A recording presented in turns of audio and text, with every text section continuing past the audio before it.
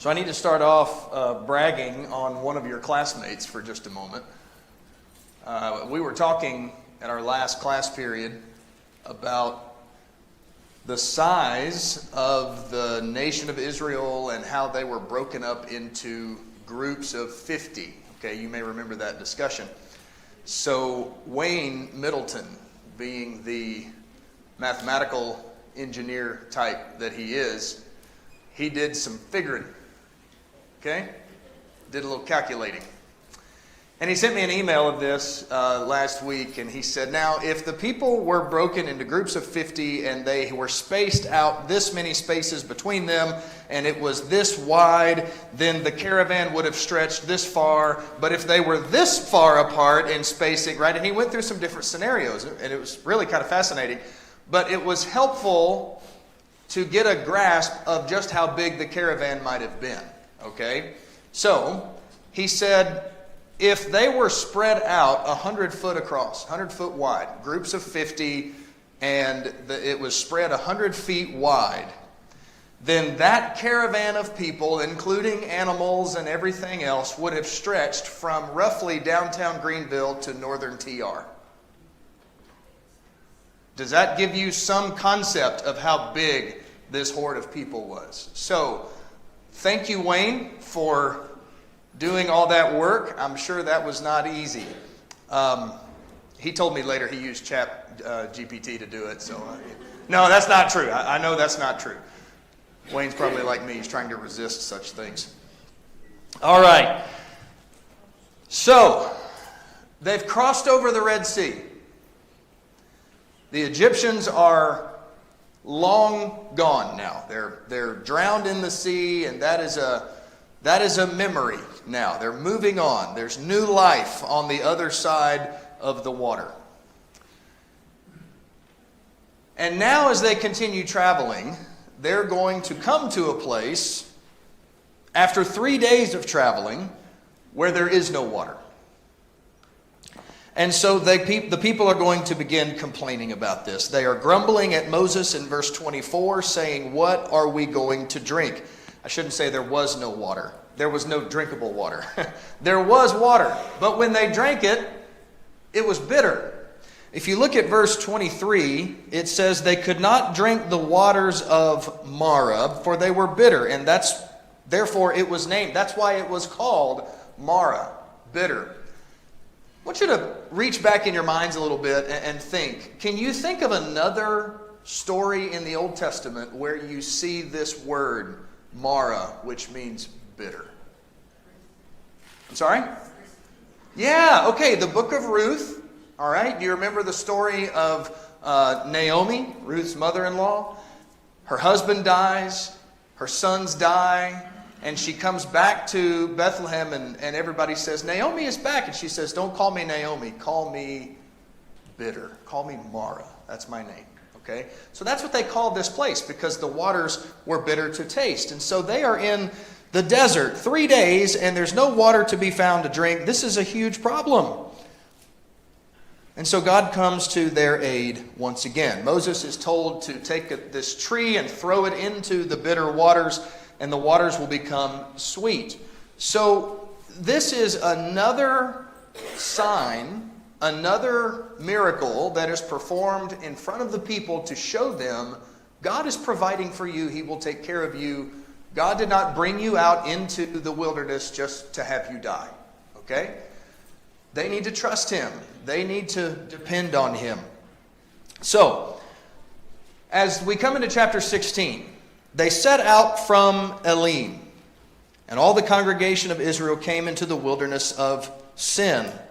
And the name of this wilderness is related to the word Sinai. Okay, it's not a reference to evil, like, oh, bad things happen in the wilderness here. It's not that. It's related to Sinai. Okay, so they leave Ramses initially. They come down to Succoth. Then they go to Etham. Then they cross the Red Sea. They come down here to Marah.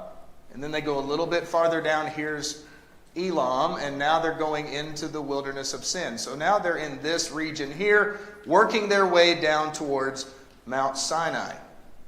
Now, how long have they been traveling? If you look at verse 1, it says that they came into the wilderness of Sin between Elim and Sinai on the 15th day of the 2nd month after their departure from Egypt. Go back to chapter 12. Christine, this is your question, okay? I was so excited. I was really hoping you were going to be here today so we could answer this question for you. Christine asked on Wednesday, what's the time frame here? Okay, so chapter 12 and verse 6, you shall keep this, talking about the Passover, until the 14th day of the same month. Now, if you connect that 14th day of the month back to chapter 12 and verse 2, this month is to be the beginning of months for you. So the Passover would be in the middle of the first month. And so now we're in the 15th of the second month. So how long have they been traveling? A month.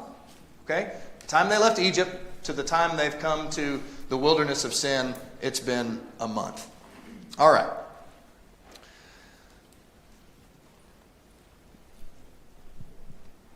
Joe took these pictures. He lost one of his cows when he was in the wilderness of Sin. Okay, I'm kidding.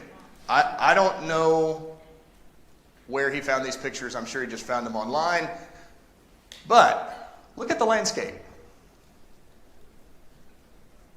You go into a place like this, and you journey, and you wander day after day. What do you eat?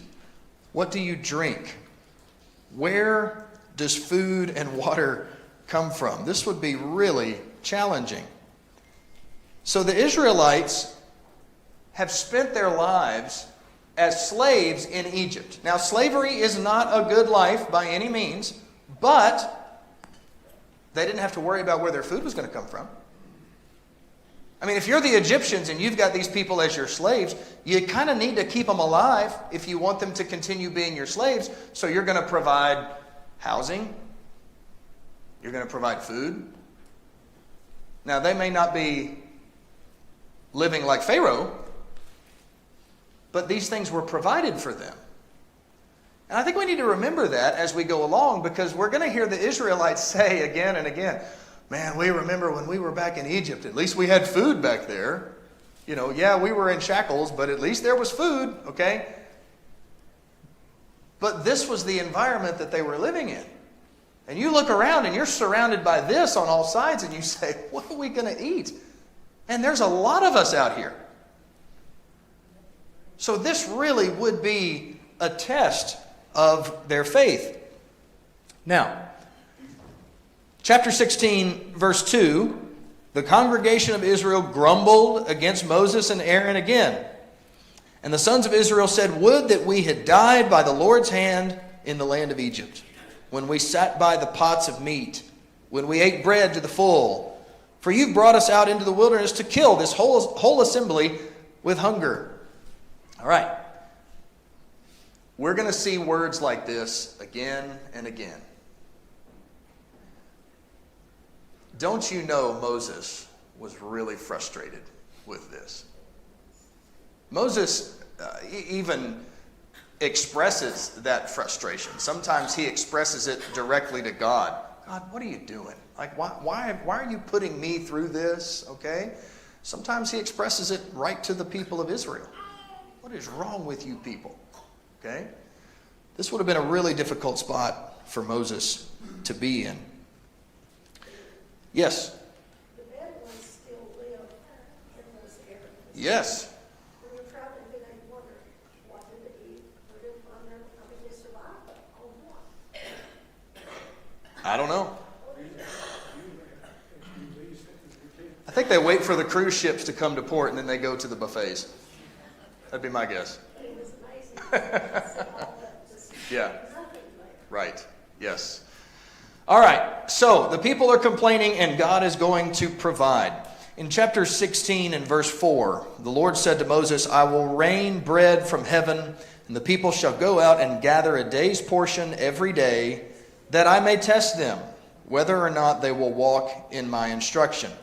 Now, I think we're probably familiar with the idea of manna and the story. We probably remember that as children, learning about the manna that came down from heaven.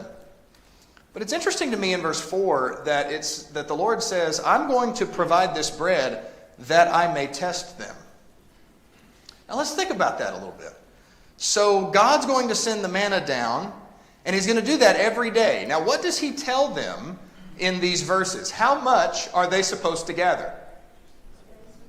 A day's worth per person, okay? And we're given the measurement of what this is called in verse, where is it?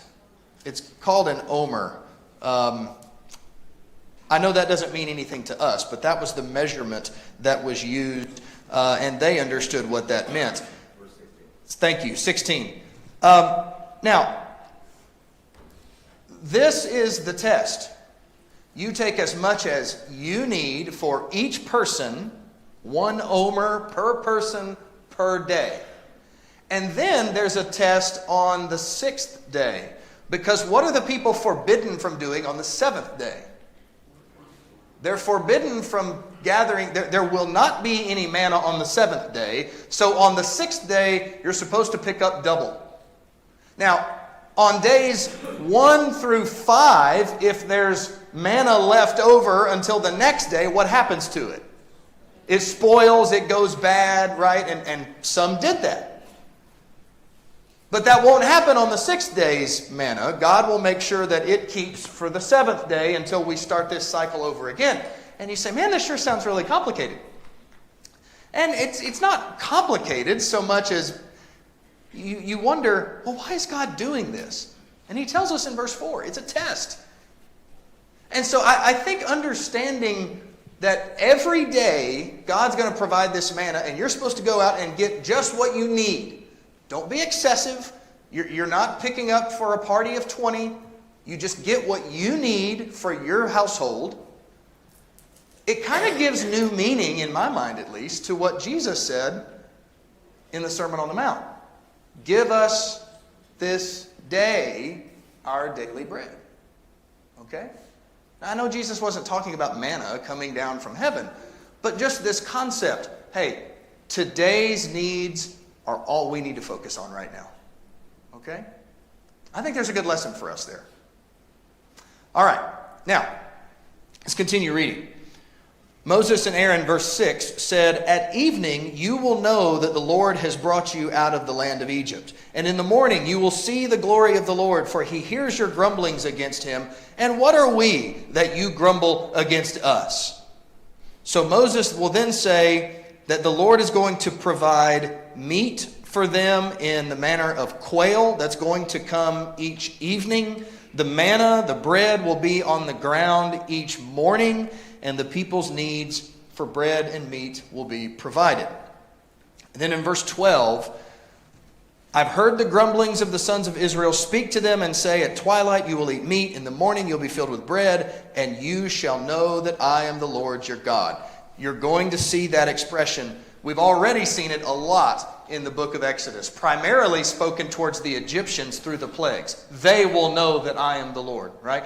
Now it's being said to the people of Israel. You need to learn the same thing. So what does this manna look like? How is it described? Chapter 16, verses 13 through 16 talks about this. It is described as this thin, flaky kind of material. I was reading yesterday. I learned something yesterday that I learned a new word. Okay, and I did not know this.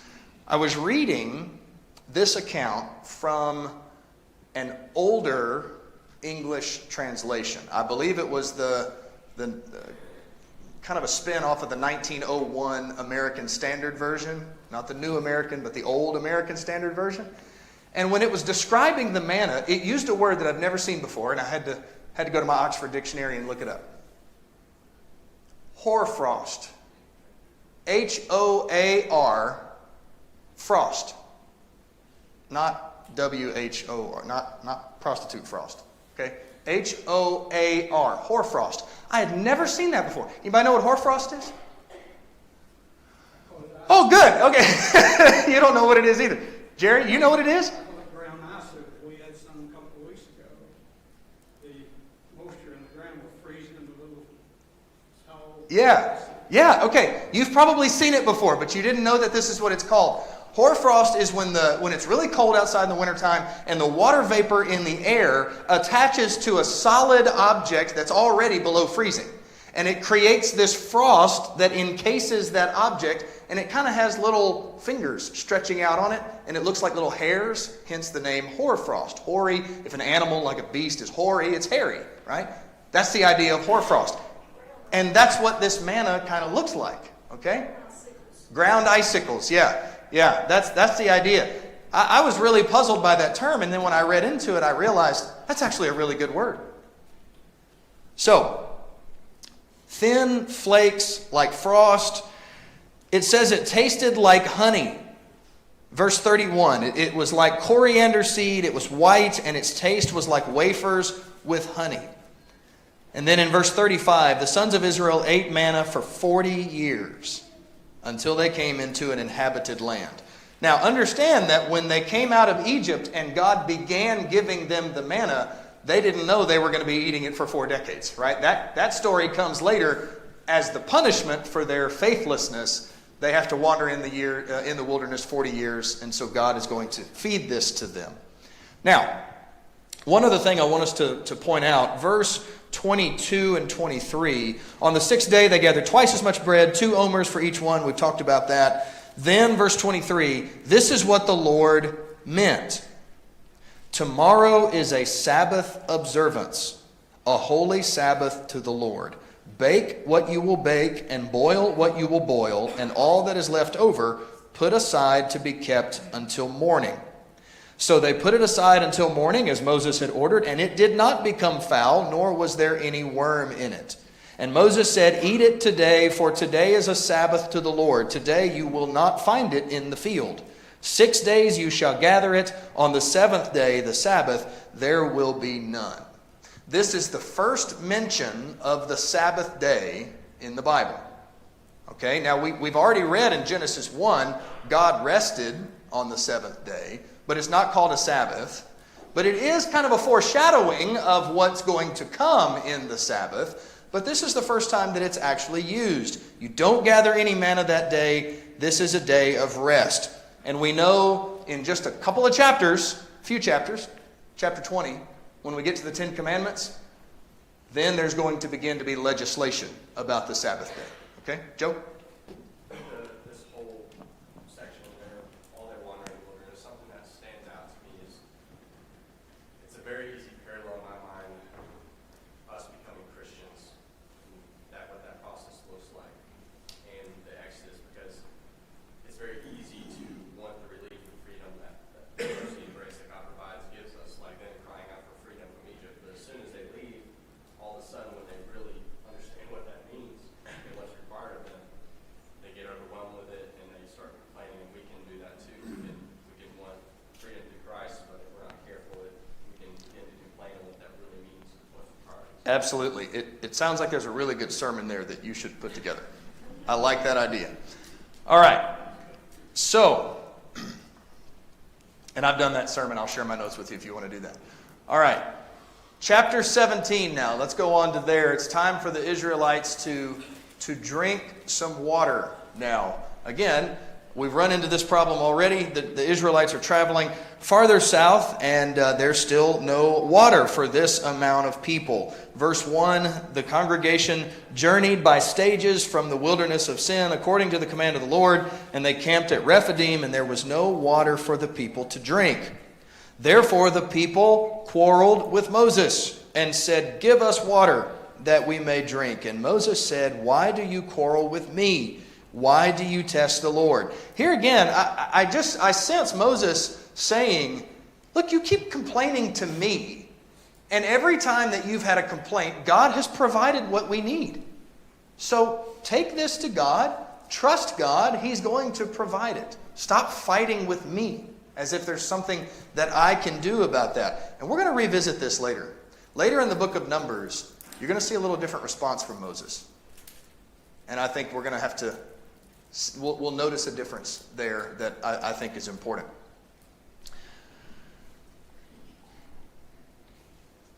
The Lord tells Moses, chapter 17, and in verse 5, pass before the people, take with you some of the elders of Israel, take in your hand your staff with which you struck the Nile, and go. Behold, I will stand before you there on the rock at Horeb. So we're right around Mount Sinai now.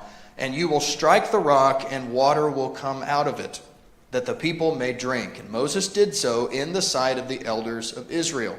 He named the place Massah, which means test, and Meribah, which means quarreling or fighting, because of the quarrel of the sons of Israel, and because they tested the Lord, saying, is the Lord among us or not?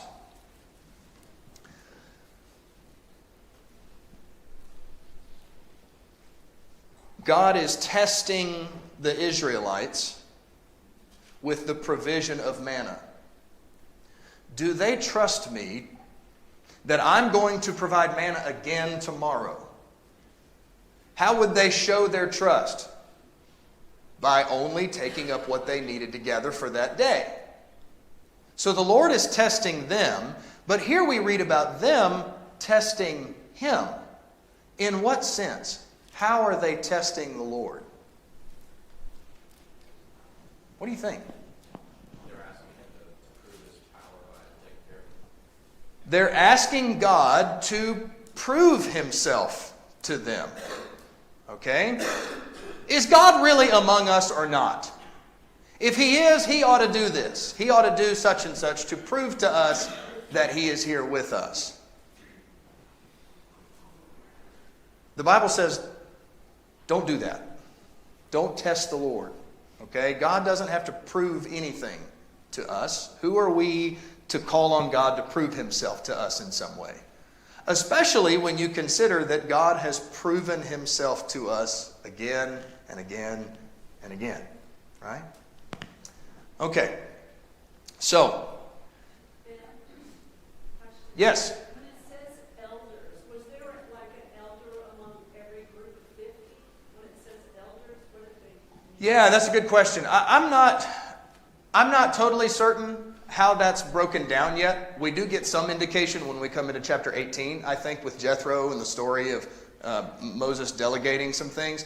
But generally speaking, the elders of Israel were simply the older, wiser men who were looked upon for leadership and guidance. Now, how exactly that was broken down, it was there one per family or one per tribe or that kind of thing, I'm not totally certain. And I'm also not sure that that would have been an organization that was followed generation after generation. It might have changed. Good question.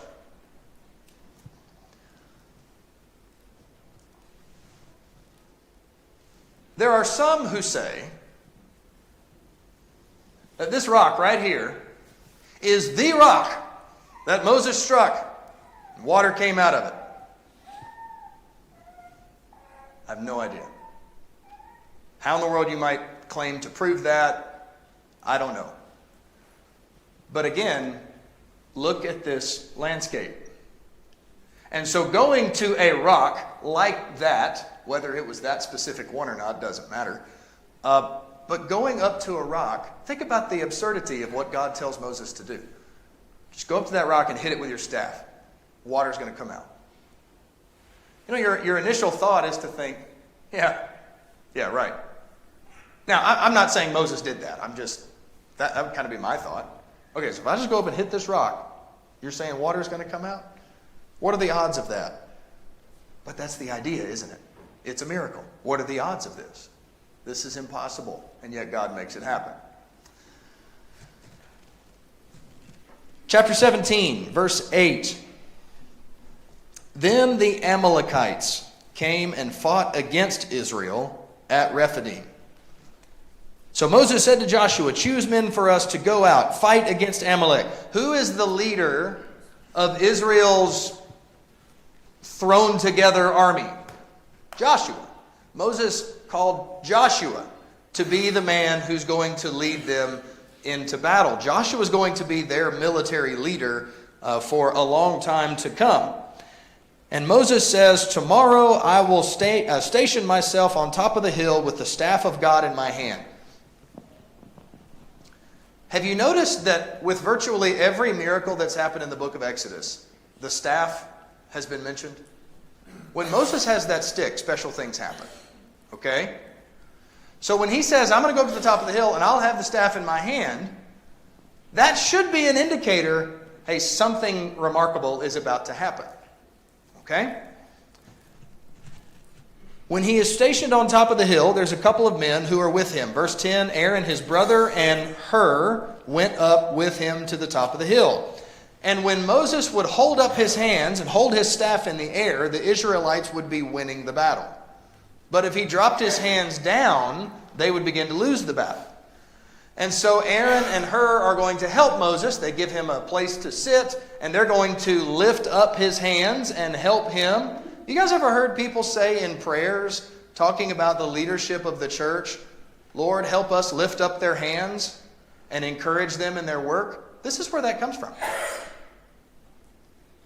So they're lifting up Moses' hands, and as long as his staff is in the air, God makes it so that the people are winning the battle. Remember, we talked about this a little bit already. We're not looking at a fighting machine here. The Israelites have had no wartime training. And so they need God's help in these kinds of miraculous ways in order to be successful in battle.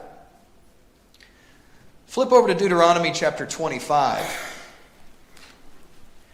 We're jumping ahead chronologically, right? Because Deuteronomy comes at the end of the 40-year wandering in the wilderness.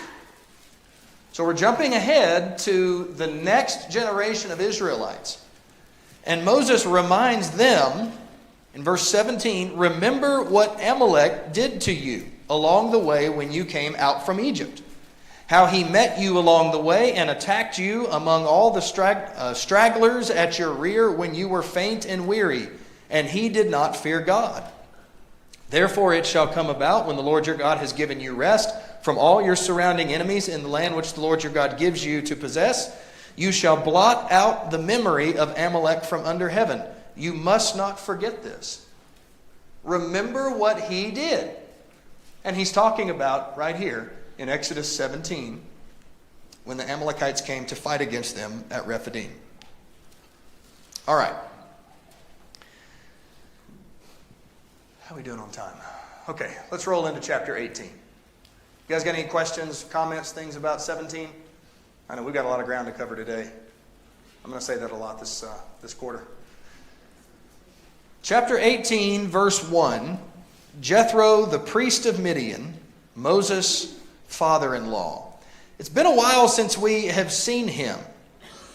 We last saw him in the early chapters of Exodus. Remember when Moses, at the age of 40, he flees Egypt, he goes to the land of Midian, and he meets the daughters of Jethro at the well who were being mistreated by other shepherds. And then Jethro has Moses brought to his home. He marries Zipporah and so forth. We haven't seen Jethro since then. So now, verse 2, Jethro, Moses' father-in-law, took Moses' wife Zipporah after he had sent her away, and her 2 sons, of whom one was named Gershom, for Moses said, I've been a sojourner in a foreign land. The other was named Eliezer, for he said, the God of my father was my help, and delivered me from the sword of Pharaoh. Moses, when he was journeying back to Egypt to rescue the people at age 80, he sent Zipporah and his 2 children back to Jethro for safekeeping while he was gone. That's what this is talking about. So now they're going to be reunited. Then Jethro, verse 5, came with his sons and his wife to Moses in the wilderness where he was camped at the mount of God. He sent word to Moses, I'm your father-in-law Jethro. I'm coming with your wife and your 2 sons with her. Moses went out to meet his father-in-law. He bowed down and kissed him. And they asked each of their welfare and went into the tent.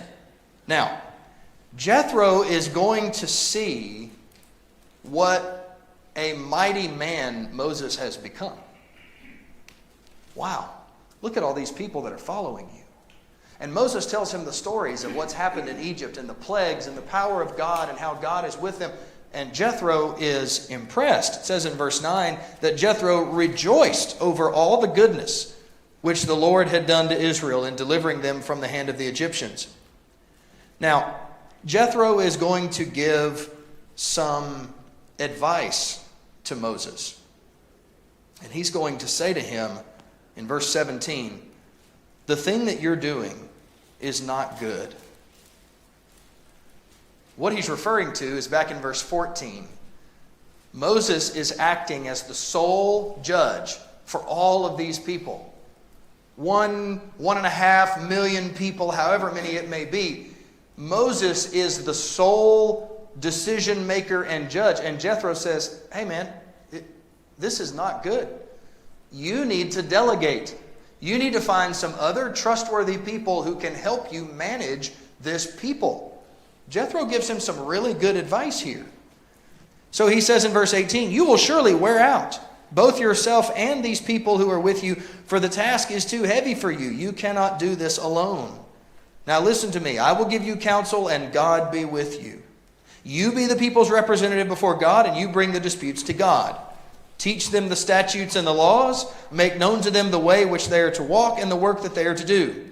Furthermore, you shall select out of all the people able men who fear God, men of truth, those who hate dishonest gain. And you shall place these over them as leaders of thousands, of hundreds, of fifties, and of tens. Okay, Arlene, this is kind of getting us to your question. How was this arranged and so forth? Okay? Let them, verse 22, judge the people at all times. Let it be that every major dispute they will bring to you, but every minor dispute they themselves will judge. So this will be easier for you, and they will bear the burden with you. If you do this thing and God so commands you, then you'll be able to endure, and all these people also will go to their place in peace. Think about American civics. Every city, every county has municipal courts that oversee the affairs of each city and each county. Legal disputes are settled in smaller courts. But then above those municipal courts, you have state courts that are going to rule in cases that are larger than maybe one municipality or one county. And then above that, you're going to have district courts and all the way up to the highest court in the land, the Supreme Court. The Supreme Court doesn't deal with parking ticket violations. There's lower courts for those things. They deal with the major issues that affect the entire country, okay? That's kind of what's happening here. Some of these smaller matters, let other people deal with those. You deal with the larger issues. And so Moses listened to Jethro. He does these things. He takes this advice. And then in verse 26, they judged the people at all times. The difficult disputes they would bring to Moses, but every minor dispute they themselves would judge. And Moses bade his father-in-law farewell, and he went his way into his own land. Okay, a lot of wisdom in what Jethro says to Moses here. All right. I feel like I've been going 100 miles an hour this morning. We've covered a lot. Tell me your questions or your comments. What have you got to add? I just think that the advice that Jethro gave Moses about who to appoint as leaders over people is kind of like the shadow of the elders that we see Paul tells Timothy to choose in the New Testament. I mean, obviously these are a lot more broad than Paul's specifications, but it's kind of Sure. more stuff. Absolutely. Godly men, faithful men, people that are honest, men of integrity. Pick those kinds of people, let them be the judges. Good. Jeff? Every time there was something that needed to be done, Moses had to do something. And it was something we cannot rationalize from the act to the result. Hit a rock and you feed 1 million people. Hold your arms up and these guys, Yeah. they feed a trained army. Those kind of things. And you relate that, to things today. And people trying to rationalize. So prayer, singing, giving, baptism. Can you rationalize from there to the result that you're looking for eternal life? Yeah, really good. Very good. Always done it. One other thing I wanted to say is 7-day week. Mm-hmm. We're still on a 7-day week. Mm-hmm. 7 is a horrible number to deal with.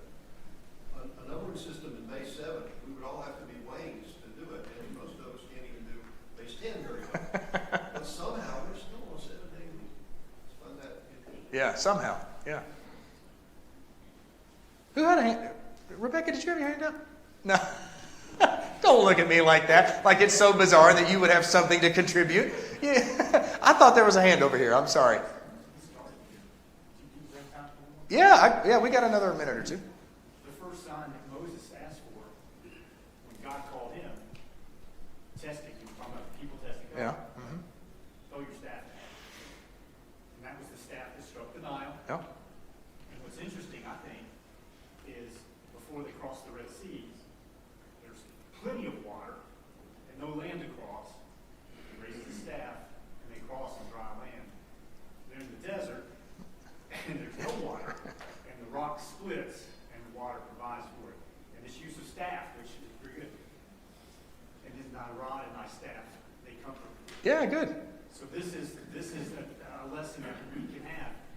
The chips are down, they're in the desert, they're starving, they've been in slavery, God is leading them out, and that staff was something that they could see, symbol of his power, protection, but also comfort.